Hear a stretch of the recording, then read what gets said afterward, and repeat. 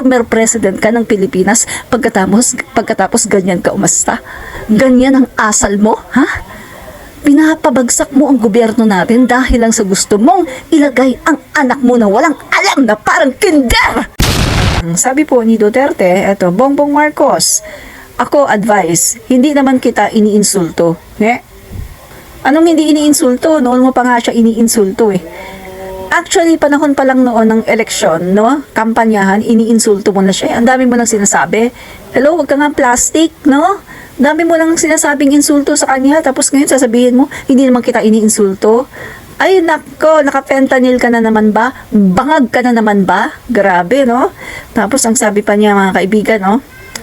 Pero para sa akin, yung performance mo is or was until now and is still is a dismal failure. Puro ka Ingles.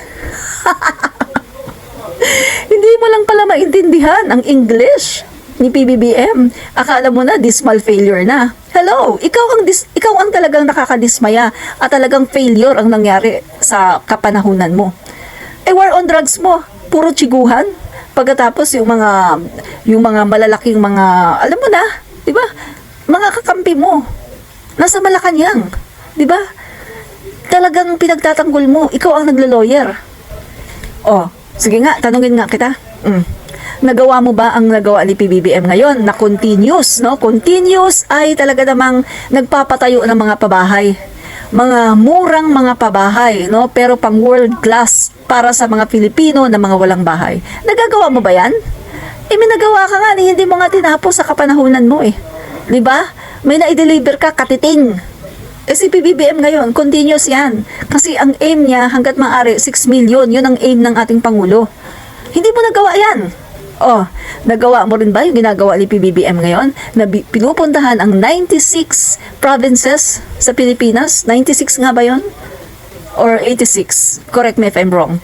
Pupuntahan ng bagong Pilipinas Servicio Fair at marami nang napuntahan. Binigyan ng mga financial assistance, ng mga makabagong makinarya, mga magsasaka, ng mga traktora, ng mga seedlings, ng financial assistance, binigyan ng, ano ba yun, yung sa card, cash and rice distribution, yan, na mahagi. Binigyan ng, isa pa yung sibol, no? Ang daming pinamimigay ng ating gobyerno ngayon. O nagawa mo rin ba yung ginagawa ngayon ng Marcos administration na dinadala ang Love for All kung saan ang mga Pilipino na mga ordinaryong Pilipino na walang kakayanan na pumunta sa magandang hospital para magpa-laboratory, yan dinadala ngayon sa 86 o 96 provinces ng ating bansa at napakarami na ang nakinabang niyan. 'Di ba? Nagawa mo rin ba yung ginagawa ngayon ng Marcos administration na nire-renovate? Every week, mayroong ginagawang renovation sa Malacanang. Hindi mo nagawa yan kasi nung ikaw ang nakaupo sa Malacanang, binaboy nyo ang Malacanang. Ginawa nyong sex den. Ginawa nyong doon kayo nagpupulburon. Kayo, doon kayo nagpa-pot session. Ginawa nyo yan sa Malacanang. Pero ang ating Pangulo ngayon, ang ginagawa ng Pangulo natin ngayon, the First Lady particularly, ay talaga namang pinapaganda ang buong Malacanang. Hindi nyo nagawa yan. Bakit dapat gawin yan? Para ma-preserve, para maayos ang Malacanang kasi resident yan ng mga susunod pa ng mga Pangulo ng ating bansa.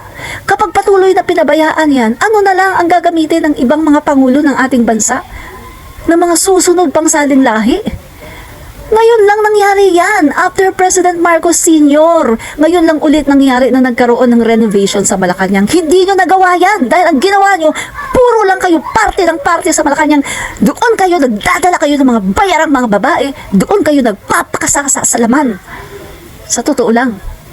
Pero ngayon, ang ating Pangulo ay talagang ginagawa ang lahat para mapaayos ang ating bansa. Pero heto kayo ngayon, pinapabagsak nyo ang gobyerno, mga wala kayong kwenta, mga walang hiya. Former president ka ng Pilipinas, pagkatapos ganyan ka umasta. Ganyan ang asal mo, ha? Pinapabagsak mo ang gobyerno natin dahil lang sa gusto mong ilagay ang anak mo na walang alam na parang kinder. Di talaga naman. Okay. Yan ba? Yan ba ang sinasabi nyo? Ha? Yan ba ang gusto nyong pabagsakin? Ang isang pangulo na pumupunta sa iba-ibang bansa pagbalik ang daming investors? Ikaw, anong nagawa mo sa kapanahunan mo? Ha? China lang ang inasahan mo pagkatapos hindi pa tinupad yung kanilang commitment sa'yo? Di ba? Yan ang katotohanan. Ano pa? Build project na pinagmalaki mo, 119 projects. Ilan lang ang na-deliver mo? 12! Wala man lang 50%, kahit man lang 30%, 12 lang ang na-deliver mo. Ang kapal ng mukha mo, Duterte. Ang kapal mo, Duterte. Kapal ng mukha mo. Mahiya ka sa balat mo. Makapal ka, Duterte. Matanda ka na, hindi ka pa umayos. Makapal ang mukha mo. Hanggang dyan na lang muna. At ako'y lang high blood. Peace. Peace.